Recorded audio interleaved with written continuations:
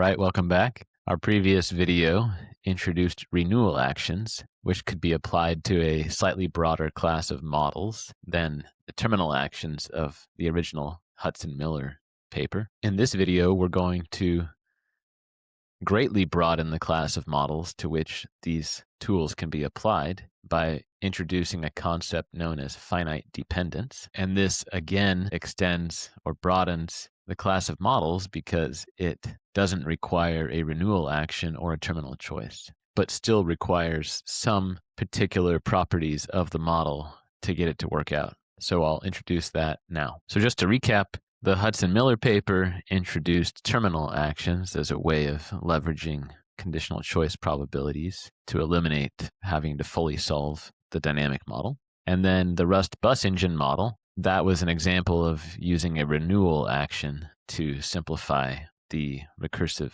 structure of the problem. But then the question is what if we don't have either a terminal or a renewal action? Are we out of luck, or can we still use these CCP methods? And the answer is that CCPs might still work, but we're going to need additional terms beyond just the PKT plus ones. We also need additional assumptions about how the states evolve, which I'll get into momentarily. The concept of finite dependence means that our capital V terms that are in the future will cancel out after some finite number of periods tau in the future. We kind of already showed this with the renewal action in the last video, where at t plus 2, so if we set tau equal to 2, we got cancellation. And so we only needed to use the t plus 1 probabilities to represent the future value. For any tau level of finite dependence, we're going to need up to the t plus tau minus 1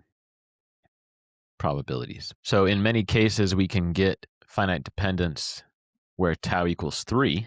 So in this case, we need both the log of pkt plus 1 and pkt plus 2 in our future value adjustment term. However, we could come up with models that would require even further periods ahead to get the full cancellation. So how can we represent how all of these models fit together? Well, we have in the gray box the set of all models that we could attempt to estimate. And a subset of those in the blue circle are going to satisfy the finite dependence property. And then an even more narrow subset of the finite dependence property is either the terminal or the renewal actions. And the terminal and the renewal are disjoint sets, but I would say the renewal action set is slightly larger in terms of the number of models that would satisfy that property. So I hope this gives you a little bit of a reference for how this video relates to the last few videos we've covered and how all of these concepts fit together. So if we want to use conditional choice probabilities, we need to be in this blue circle of finite dependence or its subsets. And it might also be helpful to express how the state space gets the cancellation in the Rust bus engine model in a slightly different format so that maybe you can make some connections that you hadn't made yet. So let's consider choosing action 0, which is to maintain the bus in period t. And then we're going to normalize with respect to replacing the engine in t plus 1. So that's going to give us state xt, which we inherited at the beginning of period t. And then because we maintained it, we're going to transition to xt plus 1 at the start of period t plus 1. Then we replace the engine in t plus 1. That's going to give us 0 miles in t plus 2. And what's in parentheses here is the action that we took at period t and period t plus 1. Then we can do the same thing for the replacement option. And what we're doing here is we're replacing in period t. So we inherited the odometer at the start of period t. We chose to replace the engine. And then in t plus 1, we're going to replace a brand new engine. So our mileage was 0 at the start of t plus 1 because we replaced in period t. And then at the start of t plus 2, it's also going to be 0 because we replaced it again in successive periods. So you might be thinking, well, this is silly. Like, why would someone replace a brand new engine? But this gets back to the principle of the fact that when we're making these normalizations, we don't have to normalize with respect to optimal behavior. It can be any type of behavior. And so the idea that we covered in the last video is that these different little v's, if we just take the difference between these two, we're going to get the same state at period t plus 2 And so these VT plus 2 terms will cancel out. And so then we only need the utility in period t and the choice probabilities in t plus 1. And we also talked about how the special case of the Rust model led to us not needing utilities in t plus 1. In general, we're going to need utilities and probabilities in t plus 1. But the moral of the story is that we don't need to do backwards recursion to estimate the flow utility parameters in this model. So now the question is, what if there is no renewal? What can we do? Well, let's illustrate this with a simple model of labor supply. What is labor supply? Well, it's just I'm choosing to spend my time working in the labor market as opposed to sitting around at my house and doing odd jobs around the house or playing video games or whatever. So let's consider a binary choice where I can stay at home or I can work at a firm. And let's say there are two state variables here. One state variable is the amount of work experience, which is basically how many periods in the past have I chosen work. And the other state variable is going to be what was my choice in the previous period. So dt minus 1 is included in the state space as a switching cost. There might be some psychological cost to entering or re-entering the labor market. I have to get ready in the morning and get dressed in business attire and so on and so forth. That's going to be an adjustment to get back into that habit as opposed to wearing my work clothes around the house and so on and so forth. And likewise, I could have an exit cost of leaving the labor force because then, maybe there's some adjustment to getting into a routine if I'm staying at home. So those are the two state variables. And then we're also going to make another assumption, which is going to be a crucial assumption, which is that my work experience is not going to depreciate over time. So whatever skills I'm gaining from work that are captured in work experience are going to remain with me in perpetuity.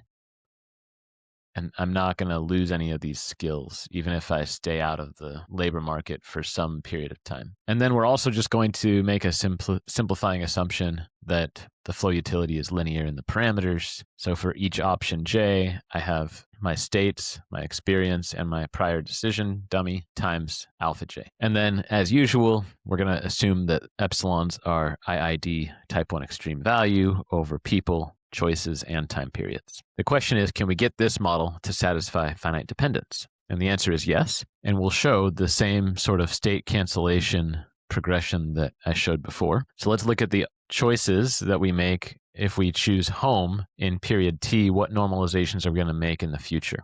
So if I choose home in period t, I inherit some level of work experience and a prior decision. Then if I am in t plus 1, I'm going to choose to work in t plus 1. Because I was home in the last period, I don't get any additional experience. And because I was home in the last period, my previous decision is going to be home. Then in t plus 2, I'm going to move back home. And my experience is going to go up by 1 unit because I was working in t plus 1. And my previous decision is going to be work because I chose to work in t plus 1. Then what are my states at the end of t plus 2 after I chose home again? So at the beginning of t plus 3, I'm going to have experience plus 1 because I only ever chose work once in this whole sequence. And my t plus 2 decision is going to be home because I stayed home in t plus 2. Now let's do the same thing for the work path. I chose work in period t, and I inherited some level of experience and some prior decision. Then in t plus 1, I'm going to choose to move home. I got the additional experience here, and I worked in the previous period. Then in t plus 2, I'm going to stay home. So I still have that extra unit of work experience, and my prior decision was home. And then in t plus 3, my states are going to be the same as they were in t plus 2 because I stayed home again. So you'll notice that the states in t plus 3 are going to be the same whether I am on my home value function or my work value function. And that's going to allow me to cancel after 3 periods. So now, what do I need to estimate? I'm going to need my utility in the future period t plus 1 and in the future period t plus 2, as well as the log CCPs in period t plus 1 and in period t plus 2. So here you see that the assumption of no depreciation of experience is really critical. Otherwise, I wouldn't be able to get the cancellation here because I spent 2 periods consecutively home in the work path, but I sort of alternated homework home in the upper path. So the timing of the experience doesn't matter, which is another way of saying that experience doesn't depreciate. So whether you like that assumption or not, it's a simplifying assumption that's going to greatly minimize the computational time of our model when it's time to estimate it. And so that's a trade-off that you can talk about and think about within yourself or within you and your collaborators to see if that's worth making that additional assumption to have the lower computational cost. Earlier, I had said we also likely need additional assumptions about how the states evolved. That was a few minutes ago in this video. So again, the key assumption here was that we didn't have a depreciation of labor market experience, as I had just discussed. While there are some simplifying assumptions that need to be made, that doesn't mean that finite dependence can't be useful for estimating quite flexible models. Two examples from my own research illustrate this. One paper that was published in 2025 in the Journal of Political Economy alongside Peter Arcidiacono, Esteban Alcejo, and Arnaud Morel looked at college dropout decisions. And in that model, there's probabilistic graduation from college, and there's also white-collar job offers that arrive at some rate. And this model can accommodate finite dependence under certain similar assumptions as there's no depreciation in work experience. Another example is a 2022 paper in the Journal of Human Resources by me. And in that model, it's a model of migration within the US. People are forward-looking in where they decide to live in each period. And in this paper, there's an employment lottery that people participate in once they move to a new city. And again, there's this probabilistic nature. And so the idea is that I only need the states to cancel out in expectation in t+3, and so I can have probabilistic state transitions. And so I can choose different choice paths and weight them differently such that the weights sum to 1.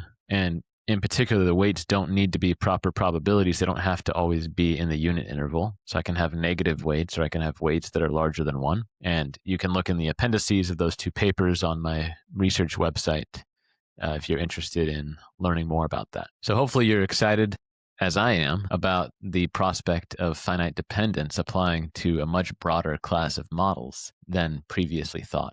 Our next video is going to tackle another limitation of the Hotz-Miller CCP approach, which is handling permanent unobserved heterogeneity.